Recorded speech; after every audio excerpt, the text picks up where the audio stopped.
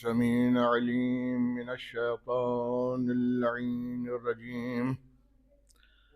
بسم الله الرحمن الرحيم. الحمد لله رب العالمين والصلاة والسلام على أشرف الأنبياء والمرسلين سيدنا ونبينا وطبيب نفوسنا مولانا أبي القاسم محمد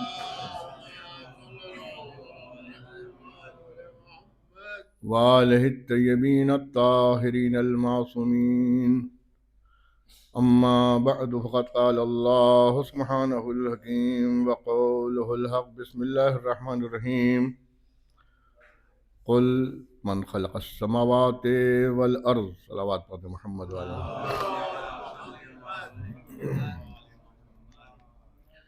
ایک بار سورہ حمد اور 3 بار سورہ توحید کی تلاوت فرما کر احمد عباس آغا ابن جناب محمد کاظم آغا اور وحید نصرت آغا بنت آغا شمشاد حسین کی روح کو اصال فرما دے.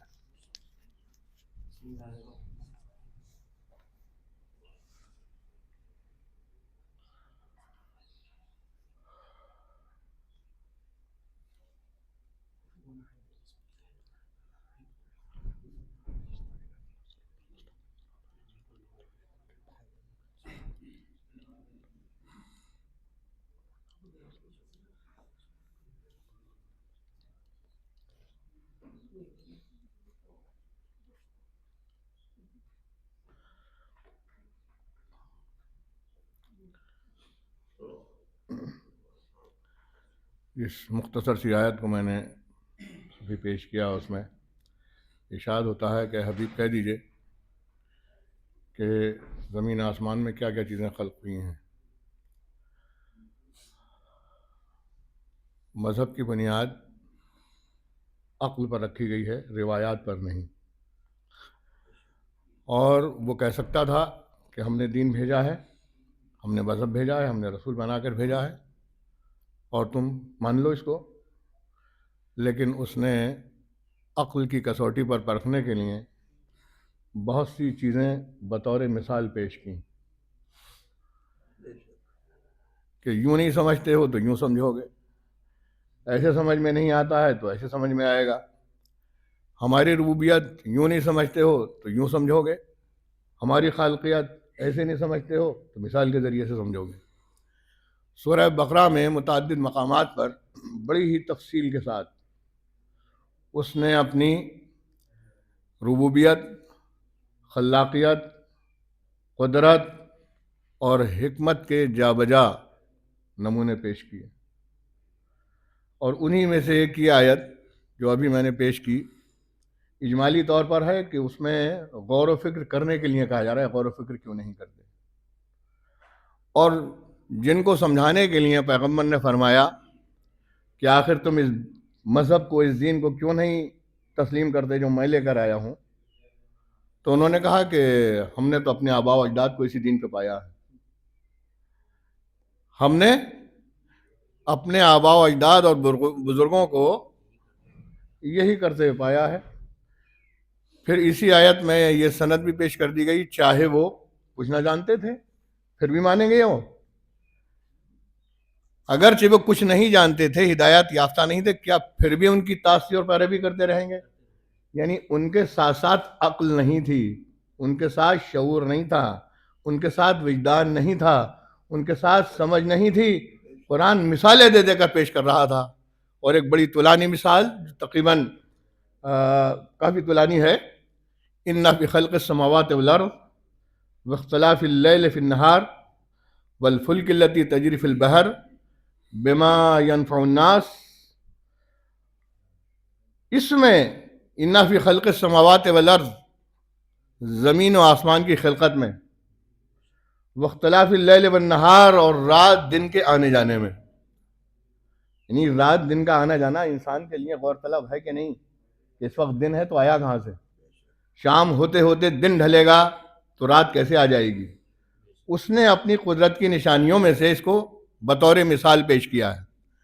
ان فی خلق السماوات والارض واختلاف اللیل والنہار والفلک التی تجری فی البحر بما ینفع الناس، اور وہ جو کشتیاں رواں دواں ہوتی ہیں ان چیزوں کو لے کر، اس سامان کو لے کر جس میں لوگوں کو فائدے ہیں، اس نے انسانی صلاحیت کے ذریعے کشتی کا بننا، انسانی طاقت کے ذریعے کشتی کا استعمال ہونا، اس میں بھی بتلایا کہ دیکھو ہماری حکمت ہے، یہ نہ سمجھ لینا تمہارے دماغ میں فطور نہ آ جائے کہ میری تعلیم، میری کوشش، میری قدرت، میری پاور، میرا پیسہ، میرا گھر، میری جائیداد، میرا سرمایہ صرف میری ہی ہے۔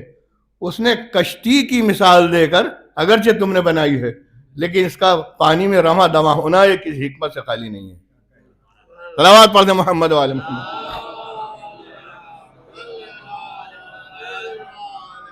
ٹھیک ہے، ہم مانتے ہیں کہ تم نے کشتی بنائی، پٹرے جوڑے، کیلیں لگائیں، دریا تک اس کو لے کر آئے اور دریا میں اپنے ڈال دیا اور چپو سے، پتوار سے اس کو چلانا شروع کیا، لیکن اس طرف دھیان رہے کہ وہ اصل جو طاقت ہاتھ کے اندر ہے وہ ہماری دی ہوئی ہے۔ ہاتھ شل ہو جائیں تو پتوار نہیں چلے گا، ہاتھ مفلوج ہو جائیں تو کشتی آگے نہیں بڑھے گی، دریا میں طغیانی آ جائے تو آپ بھنور میں پھنس جائیں گے۔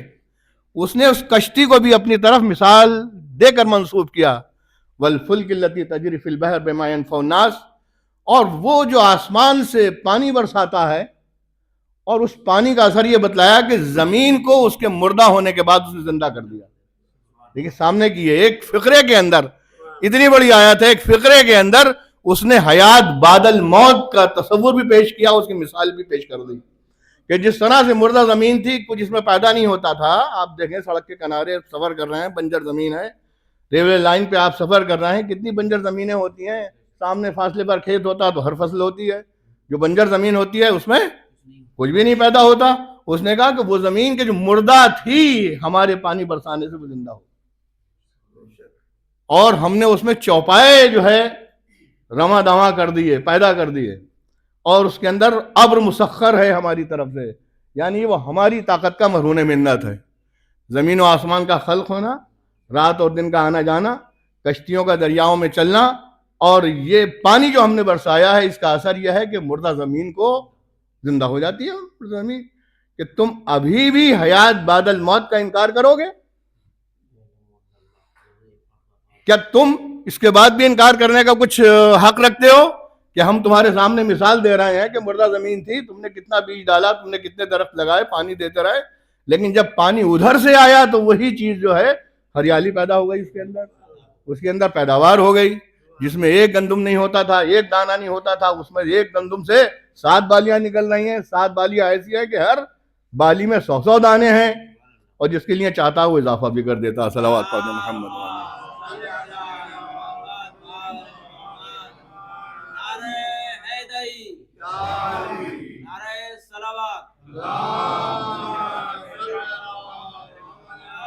اس ساری مثالیں دینے کے بعد زمین و آسمان کی خلقت، پانی کا ابر سے آنا، مردہ زمین کا زندہ کرنا، کشتیوں کا دریا میں چلنا، حیوانات کو زمین پر پھیلا دینا، ٹھیک ہے، ان ساری مثالوں کے بعد میں کہا کہ اس میں نشانیاں ہیں صاحبان عقل کے لیے۔ تم اگر اس کو سمجھنا چاہو گے تو ہماری خالقیت کو بھی، خلاقیت کو بھی سمجھو گے، ہماری رزاقیت کو بھی سمجھو گے، اور ہماری طاقت کو بھی سمجھو گے، ہماری پاور کو بھی سمجھو گے، ربوبیت کو بھی سمجھو گے۔ یہی ایک آیت سمجھانے کے لیے ایک ایسے انسان کے لیے کافی ہے کہ جو اللہ کی بارگاہ سے منحرف ہے اور ذرہ برابر بھی اس پر ایمان نہیں رکھتا۔ اس آیت کا ترجمہ کرے، اس کا تجزیہ کرے، اس کو غور و فکر کرے۔ اس نے تو غور و فکر کرنے کی متعدد مقامات پر غور کیوں نہیں کرتے؟ عقل سے کام کیوں نہیں لیتے؟ کیا ان کے دلوں پر مہر لگ چکی ہے، تالے لگے ہوئے ہیں؟ تالے کا کام یہ ہوتا ہے کہ اندر کی چیز باہر نہ آئے، باہر کی چیز اندر نہ جائے، یعنی یہ باہر کی جو عاقلانہ باتیں ہیں، جو قرآنی آیتیں اندر نہیں جانے دے رہے ہیں۔ ہم جو ہدایتیں کر رہے ہیں، نصیحتیں کر رہے ہیں، یہ مسلسل ان تالوں نے اس کو روک رکھا ہے۔ جس دن وہ تالا کھل گیا، معرفت الہی حاصل ہو گئی، تو بڑے سے بڑا منحرف اللہ کی بارگاہ میں سر پر سجود کرتا ہوا نظر آئے گا۔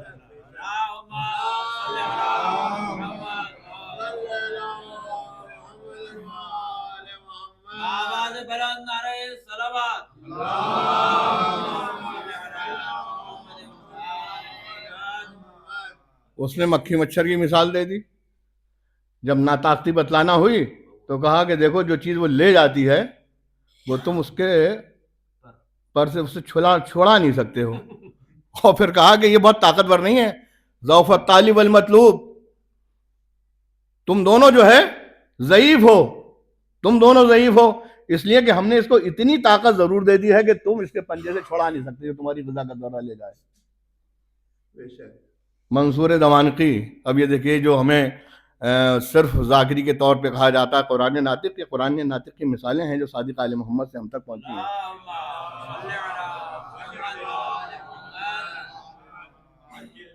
امام کا زمانہ ہے, منصور دوانقی, اور یہ ایسا جابر اور ظالم بادشاہ ہے کہ اس کے لیے مشہور ہے کہ لوگوں کی جب پیشی ہوتی تھی اس کے سامنے, حتیٰ کہ وزراء حکام وقت, ہمیں یہ محسوس ہوتا تھا کہ ہم موت کے سامنے کھڑے ہوئے.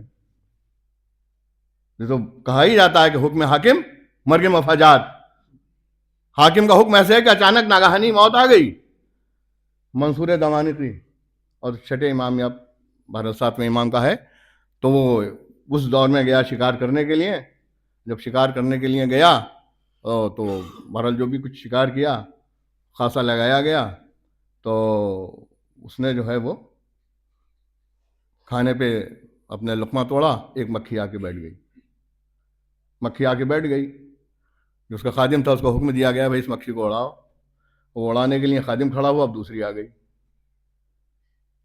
اور لقمے پہ بیٹھ گئی. اس نے کھانا ترک کر کے لقمہ پھینک دیا, کھڑا ہو گیا. صادق علیہ محمد سے پوچھا کہ کیا اللہ نے ہر چیز کو حکمت کے عنوان سے پیدا کیا ہے؟ امام نے فرمایا کہ اگر اس میں حکمت نہ ہوتی تو خلق ہی نہ کرتا. حکمت نہ ہوتی تو خلق ہی نہیں کرتا. یہ دیکھیے ایک جواب ہو گیا. اب اس کی ذات, اس کی شخصیت اور اس کی حیثیت سے متعلق ہے دوسرا فقرہ جو ہے. یہ تو ہو گیا خدا کی قدرت سے متعلق, کہ سمجھا دیا گیا کہ خدا کی قدرت ہے, خدا کی حکمت ہے, خدا کی لاجک ہے کہ وہ کسی بھی چیز کو بیکار اور لغو پیدا نہیں کرتا ہے. تو وہ تو تپا ہوا تھا مکھی کے مسئلے پر. اس نے کہا کیا مکھی بھی کسی نہ کسی جو ہے وہ حکمت کے طور پر بنائی گئی ہے, اس میں حکمت ہے؟ کہاں؟ اب دیکھیے اس کے لیے مسئلہ آیا, اس کے لیے جواب آیا. کہا یہ حضرت فرما دیجیے کہ مکھی کو کس لیے بنایا ہے؟ امام نے فرمایا کہ لیذل الجبابرہ, تاکہ ظالم و جابر بادشاہوں کو ذلیل و رسوا کر سکے. صلوات پڑھ دیں محمد و آل محمد.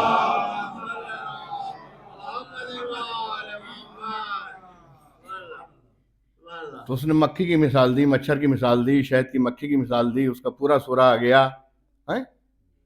ان اللہ لا یستحی ان یضرب مثلا بعوضۃ فما فوقها, یہاں فوقها سے مراد یہ کہ ادنا سے ادنا چیز کی مثال دینے سے بھی خدا نہیں شرماتا. اور جن کے دل میں ایمان ہے,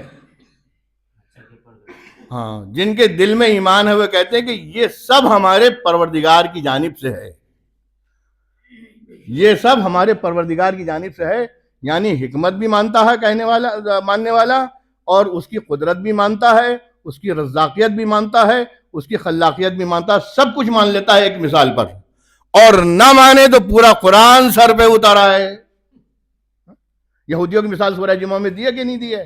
یحملون اسفارا, وہ جو ہے گدھے کی طرح سے جو ہے وہ لادے پھرتے ہیں کتابوں کو. کیوں؟ کہ جب تک اس پر عمل نہیں ہوا تھا اس وقت تک ان کی مثال جانور جیسی تھی, اور جب عمل ہو جائے گا تو ایک ہی آیت انسان کو بارگاہ الہی تک لانے پر مجبور کر دے گی. صلوات پڑھ دیں محمد و آلہ.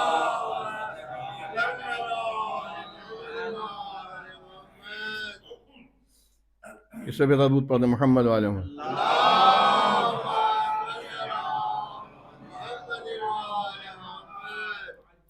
تو اب جب ادنا مثالیں ہیں, اب کوئی کہہ سکتا ہے کہ بھئی کوئی انسان ایسے میں پرورش پا گیا, ابر نہیں دیکھا اس نے, بارش برستے ہوئے نہیں دیکھی اس نے, دریا میں کشتی چلتے ہوئے نہیں دیکھی اس نے, ٹھیک ہے, جن چیزوں کی اس میں مثال دی گئی ہے, بنجر زمین میں اس کو دوبارہ زندہ ہوتے ہوئے نہیں دیکھا, ساری چیزیں نہیں دیکھی.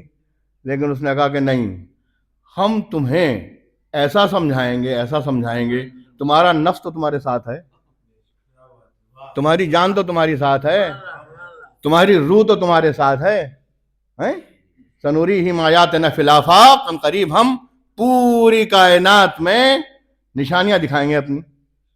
وفی انفسہم، قابل غور مسئلہ یہ ہے کہ ایک ہی فقرے میں کہیں آفاق کہا گیا اور اسی فقرے میں اس کے برابر سے انسانی نفس لایا گیا. انسانی نفس کی قیمت یہ ہے. میری شاید بات عیاں نہیں ہو سکی.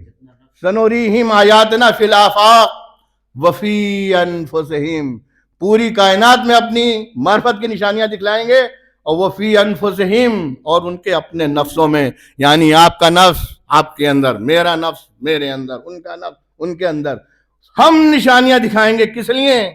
حتی یتبین لہم انہ الحق، یہاں تک کہ ان پر واضح ہو جائے گا کہ اس کی ذات حق ہے.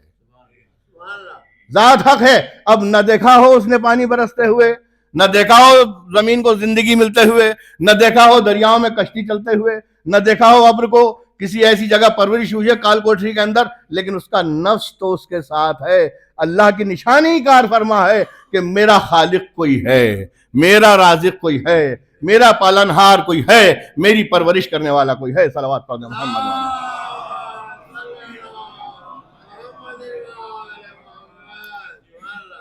اور اب میں تھوڑا سا مجلس کا مزاج بدلتے ہوئے کہ جب اتنی سی چیزیں نشانیاں ہیں بارگاہ الہی تک پہنچانے کے لیے، اس کی معمولی سے معمولی مخلوق، میں معلوم اس اعتبار سے کہہ رہا ہوں کہ ادنا سی ادنا مخلوق بارگاہ الہی تک انسان کو کھینچ کر لے آتی ہے. بارش کے قطرے جو ہیں انسان کو سمجھاتے ہیں کہ کوئی ہے جو بارش برسا رہا ہے، کوئی ہے کہ جس کے قبضہ قدرت میں یاور ہے. تو عزیزان گرامی، کیا وہ ہستیاں واسطہ نہیں بن سکتی معرفت الہی کا کہ جن کے اندر خداوند عالم نے اپنی کامل نشانیاں بنا کر بھیجا ہے؟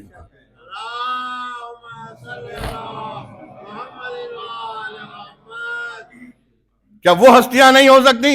یہ پرانی روح سے جب مچھر بن جائے، جب مکھی بن جائے، تو جس کو اس نے پوری طاقت دی ہے ہدایت کی، معرفت کی، کیا ہم اس کے نقش قدم پر چلنے کے بعد اس کی بارگاہ تک نہیں پہنچ سکتے؟ اور یہی میں یہاں پر سہارا لوں گا احسن جائسی، یہ صوفی شاعر ہیں اہل سنت سے، بڑے مشہور صدی کے، غالباً ایک صدی پہلے کے. انہوں نے امیر المومنین کا تعارف الفاظ میں کیا ہے: تعالی اللہ زہ شان امیر یثرب و بطھا، کہ کیا عظیم ذات ہے امیر المومنین کی کہ جو مشہور ہیں بصرہ و بطھا میں، یثرب و بطھا میں. تعالی اللہ زہ شان امیر یثرب و بطھا، فروغ شرع پیغمبر چراغ ملت بیضا. فروغ، یہ ایک ہی ذات ہے جو فروغ دینے والی ہے شریعت پیغمبر کو. فروغ شرع پیغمبر چراغ ملت بیضا. اور یہ ملت بیضا، ملت محمدیہ کو ملت بیضا کہا جاتا ہے. روشن ملت، روشن قوم، روشن امت. جس طرح سے مرحومہ کہا جاتا ہے، مرحومہ سے مراد یہ نہیں ہے کہ گزری بھی، بلکہ یہ ہے کہ اس پر وہ عذاب نہیں ہوگا جیسے عام انبیاء کی نسلوں پر ہوا ہے، ان کی امتوں پر ہوا ہے. اور پیغمبر نے دعا ہی فرمائی ہے، بد دعا کبھی نہیں کی. یہ کہہ کر ستائے جا رہے ہیں کہ پروردگار عالم ان کو معرفت عنایت فرما، ان پر رحمت نازل فرما. یہ میرے مرتبے سے واقف نہیں ہیں. مطلب ہے کہ مرتبے سے واقف ہوتے تو ان کا یہ ظلم میرے ساتھ نہ ہوتا. تو ملت بیضا بھی کہا جاتا ہے، امت مرحومہ بھی. فروغ شرع پیغمبر چراغ ملت بیضا، علی حبہ جنہ قسیم النار والجنہ امام الانس والجنہ، وصی مصطفیٰ حقا امام الانس والجنہ. کہتے ہیں کہ یہی ایک ذات ہے کہ جن و انس کا امام بھی ہے. علی حبہ جنہ، ان کی محبت جو ہے وہ سپر ہے آتش جہنم سے. قسیم النار والجنہ، یہی ذات ہے جو جنت و جہنم کی تقسیم کرنے والی ہے. امام الانس والجنہ وصی مصطفیٰ حقا، یہ حق بجانب جو ہے وصی مصطفیٰ ہے. تو اب ان کی ذات دیکھیں. اب جو میں یہ تمہیداً بیان تھا یہاں تک یعنی پورے بیان کو دیکھتے ہوئے نہیں بلکہ یہ اشعار تمہیدی طور پہ تھے. اب انہوں نے جو بات کہی پوری حدیث اس میں نظم کر دی ہے. فرماتے ہیں عبادت دیدن سیش ہے برشاد نبی آمد. 3 چیزوں پر نظر کرنا ارشاد پیغمبر میں آیا. عبادت دیدن سیش ہے, 3 چیزوں پر نظر کرنا عبادت شمار کیا گیا برشاد نبی آمد. اول قرآن, دوم کعبہ, سوم روئے شہ والا. ایک کعبہ ہے,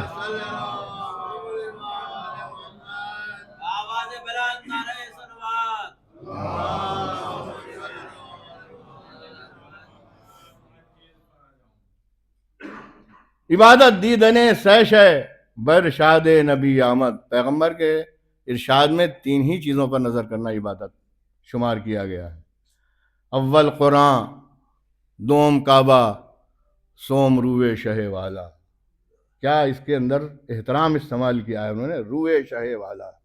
چہرہ مبارک پر نظر کرنا عبادت ویسا ہی ہے جس طرح سے قرآن کی تلاوت عبادت. قرآن کی عبادت ویسے ہی عبادت ہے جس طرح سے خانہ کعبہ کی طرف نظر کرنا. اب عبادت, کوئی بھی عبادت اسی وقت بنے گی کہ جب اس کا رشتہ جو ہے اللہ سے براہ راست ہو.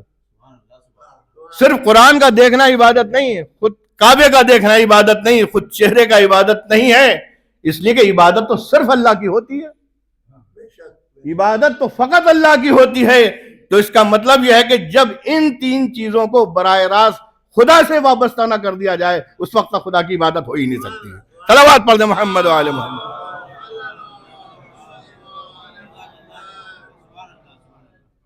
بھائی روئے شہ والا پر نظر کرنا کیا فقط عبادت ہو جائے گی؟ دیکھا تو بہت سے نے تھا, محمد انتر نے بھی دیکھا تھا, اتنے نزدیک سے دیکھا تھا عمرو بن عبد ود نے کہ اس نے لعاب دہن اچھال دیا تھا حضرت کی طرف اور آپ ہٹ گئے تھے. کتنے نزدیک سے دیکھا تھا, اور اتنے نزدیک سے نہ دیکھا ہوتا تو سرق قلم کی ہوتا اس کا.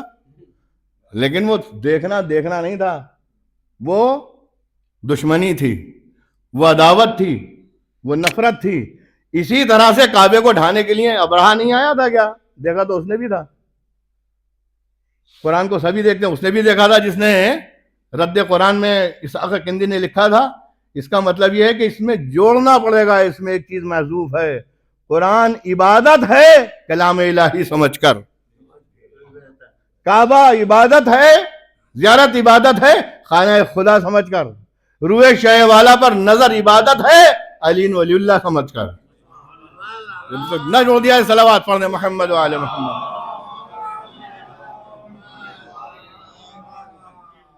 اور باوجہ بلند درود پڑھنے محمد و آل محمد.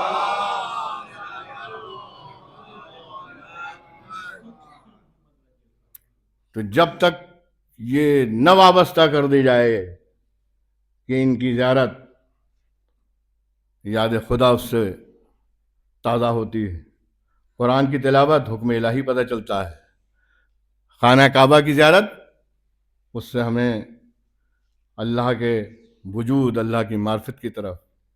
لیکن عزیزوں نظریں بہت طرح کی ہوتی ہیں, نفرت کی بھی ہوتی ہے, محبت کی بھی ہوتی ہے, عداوت کی بھی ہوتی ہے, نظر لگ بھی جاتی ہے, ترچھی نظر بھی ہوتی ہے, ماں کی نظر بھی ہوتی ہے.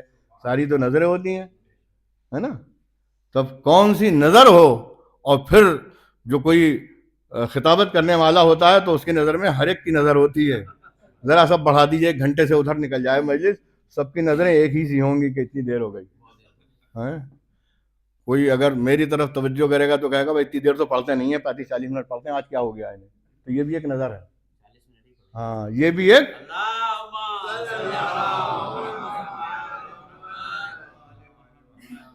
ایک نظر ہے. ترچھی نظر ہو, ماں کی نظر ہو, ٹیڑھی نظر ہو, محبت کی نظر ہو, الفت کی نظر ہو, نتیجے کی نظر ہو, کتنی نظریں آپ جو ہیں اس میں جوڑ سکتے ہیں.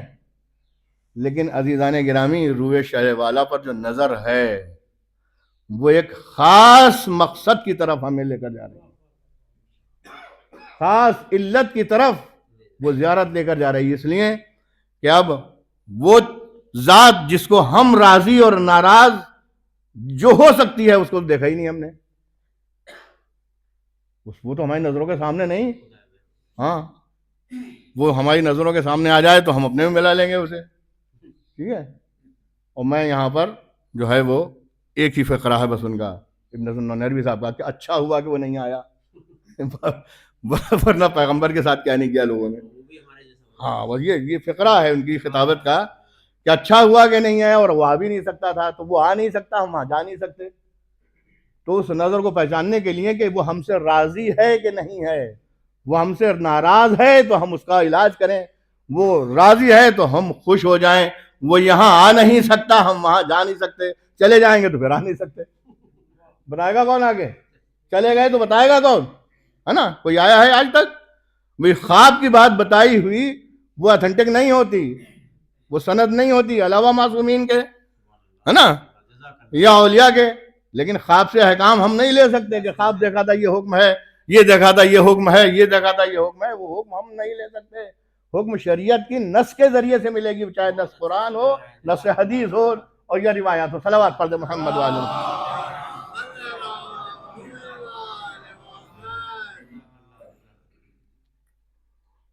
تو اب ہم وہاں تک جا نہیں سکتے، وہ آ نہیں سکتا.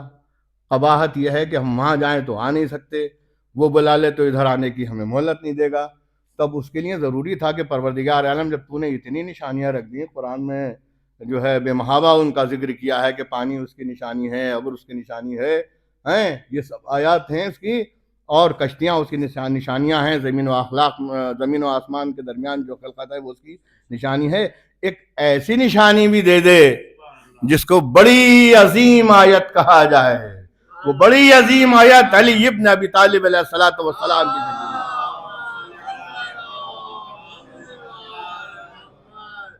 بڑی نشانی ہے.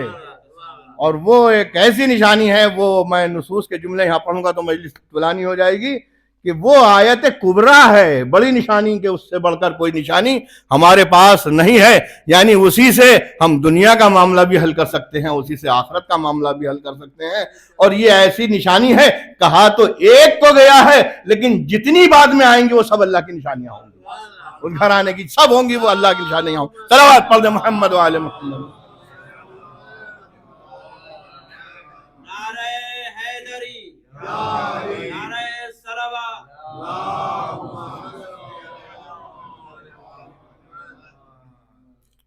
وہ سب نشانیاں ہیں تو اس نے ایک نشانی ایسی رکھی کہ دیکھو یہ خوش ہے تو وہ خوش ہے، یہ ناراض ہیں تو ناراض.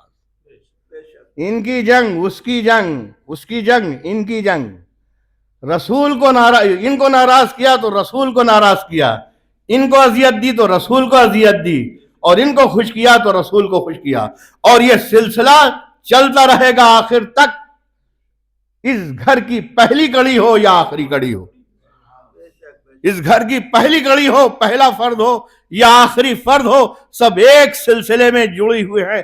یہ قانونی فقرہ فرمایا ہے، انا حرب لمن حاربکم ونا سلم لمن سالمکم. جو تم سے جنگ کرے اس سے میں جنگ کرنے والا ہوں، جو تم سے صلح کر لے میں اس سے صلح کرنے والا ہوں. یہ تم میں اول سے لے کر آخری حجت تک اس میں شامل ہے.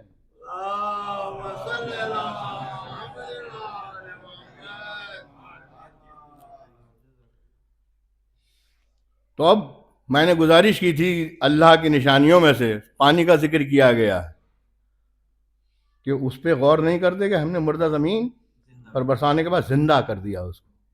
وہ تم بھی اسی طرح سے اٹھائے جاؤ گے، تم بھی اسی طرح سے زندہ کیے جاؤ گے.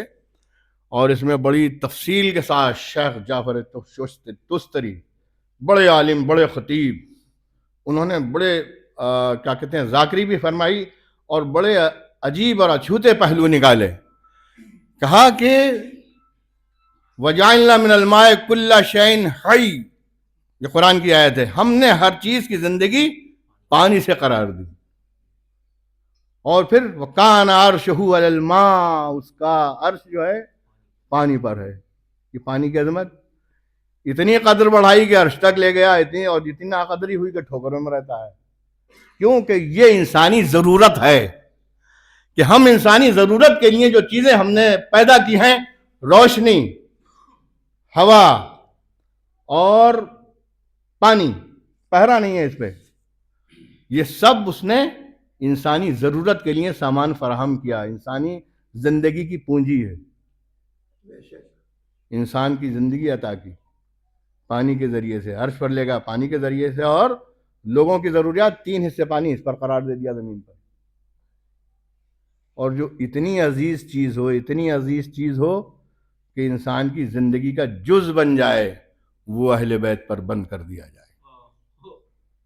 انہوں نے نتیجہ یہ نکالا ہے کہ یہ پوری مخلوق، پوری خلقت جو ہے وہ حسین کے صدقے میں ہے.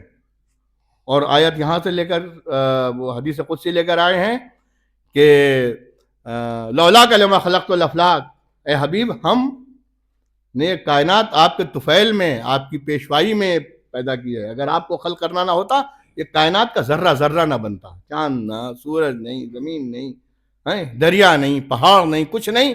اور پھر اس حدیث قدسی کے بعد میں کہا کہ جب یہ طے ہو گیا کہ وجہ خلقت کائنات حضرت محمد مصطفیٰ صلی اللہ علیہ وآلہ وسلم،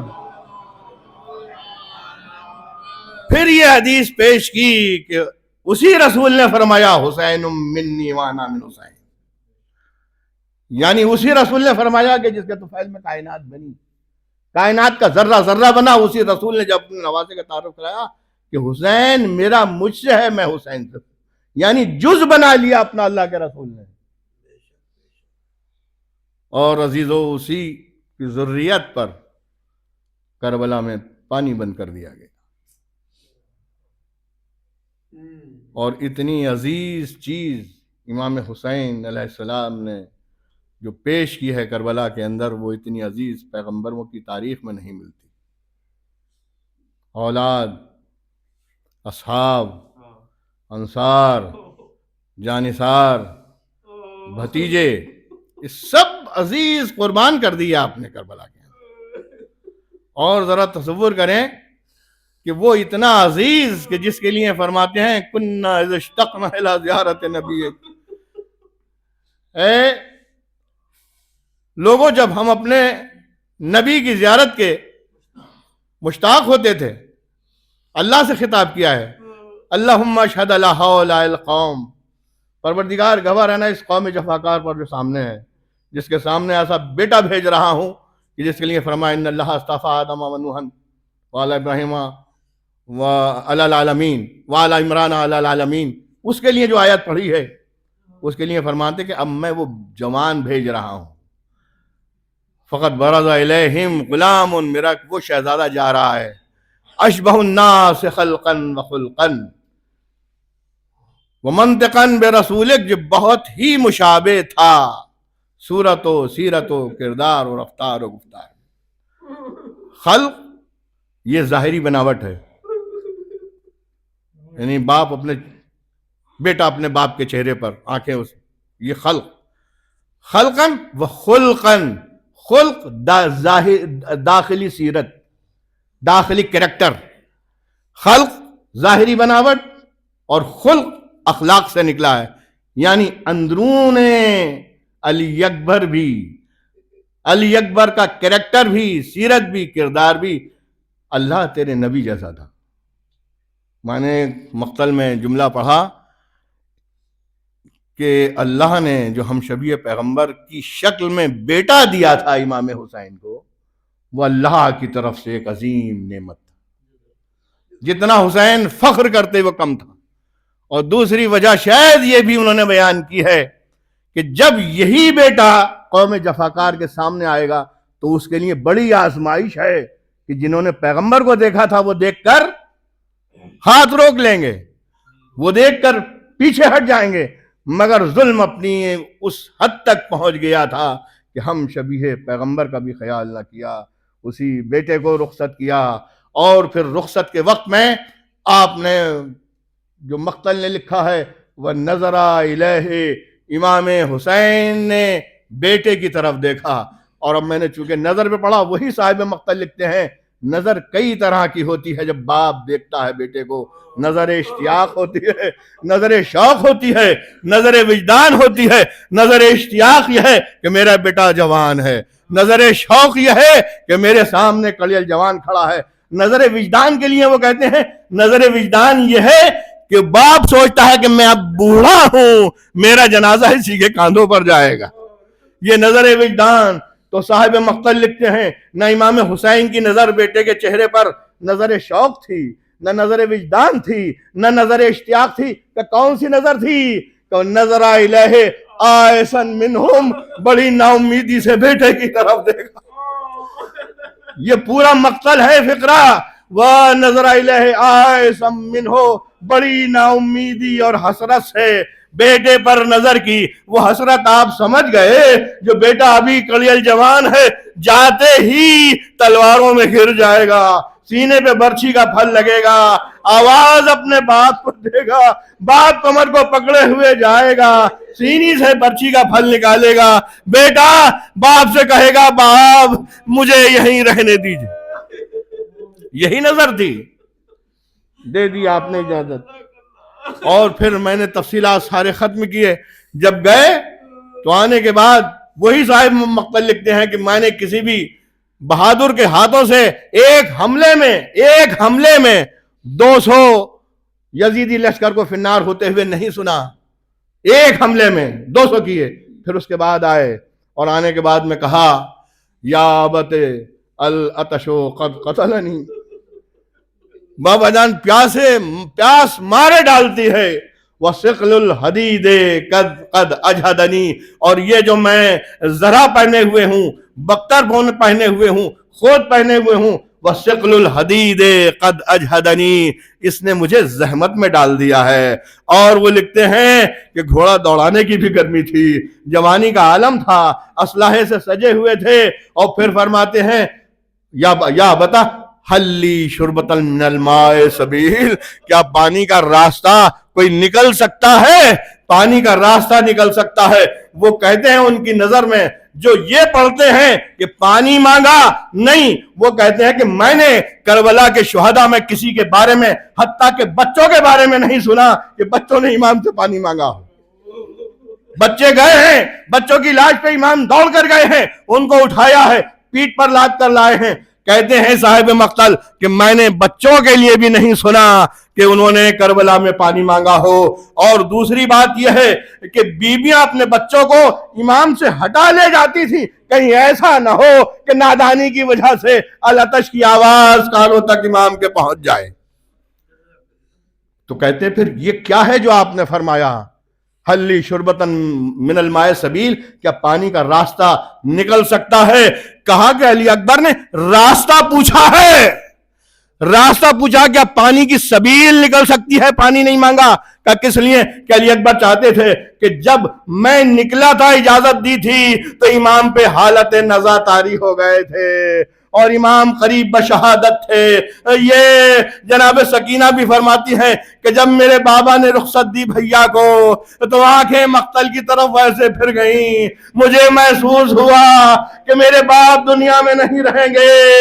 عزیزو، علی اکبر نے پانی کا راستہ پوچھا تھا۔ اگر باپ نہ سمجھے گا تو کون سمجھے گا؟ امام وقت نہ سمجھے گا تو کون سمجھے گا؟ کہ بیٹا لاؤ ہاتھ لسانک، اپنی زبان میرے منہ میں دے دو، اپنی انگوٹھی رکھی۔ پھر فرماتے ہیں ارجع الی قتال عدوک، راستہ پانی کا پوچھا تھا۔ علی اکبر نے سوچا کہ میں کھل کر جنگ کرنے کی اجازت لے نہیں سکتا۔ جب پہلی بار اجازت لی تھی، باپ گرتے پڑتے میرے پیچھے آ رہے تھے، اب میں کس طرح سے اجازت لوں؟ راستہ پانی کا پوچھا، باپ سمجھ گیا۔ امام نے فرمایا ارجع الی قتال عدوک، اپنے دشمنوں سے جنگ کرنے کے لیے جاؤ۔ بیٹے کو اجازت دے دی۔ پھر یہ کیسے پتا چلے کہ پانی نہیں مانگا تھا؟ جب میدان سے آواز آئی بابا میرا سلام آخر لیجئے۔ امام پہنچے، سرانے جب پہنچے تو ایک مرتبہ امام حسین نے خطاب کیا۔ علی اکبر کہتے ہیں بابا میرے سرانے میرے جد کھڑے ہوئے ہیں، اب میرے لیے وہ کاسہ آب لے کر آئے ہیں، میں کبھی پیاسا نہیں ہو سکتا۔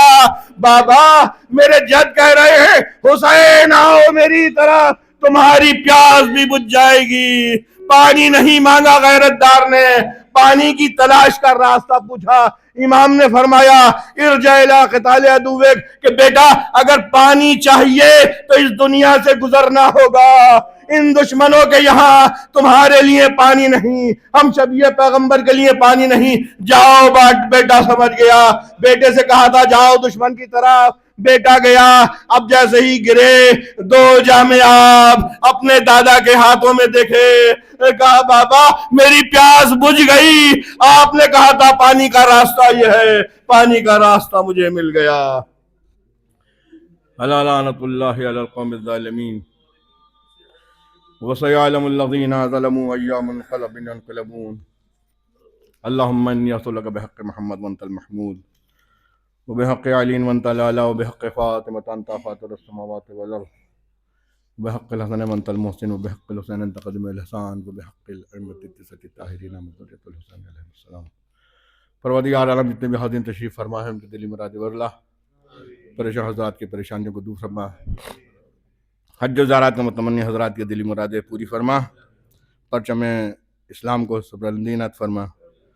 جن مرحوم کے لیے سال یہ مجلس کا انعقاد کیا گیا ہے ان کو جوار معصومین میں جگہ عنایت فرما. احمد عباس آغا, ابن آغا محمد کاظم آغا صاحب, اور وحید نصرت آغا بنت آغا شمشاد حسین کی روح کو 1 مرتبہ سورہ حمد اور 2 مرتبہ 3 مرتبہ سورہ توحید کی تلاوت فرما کا ایصال فرما.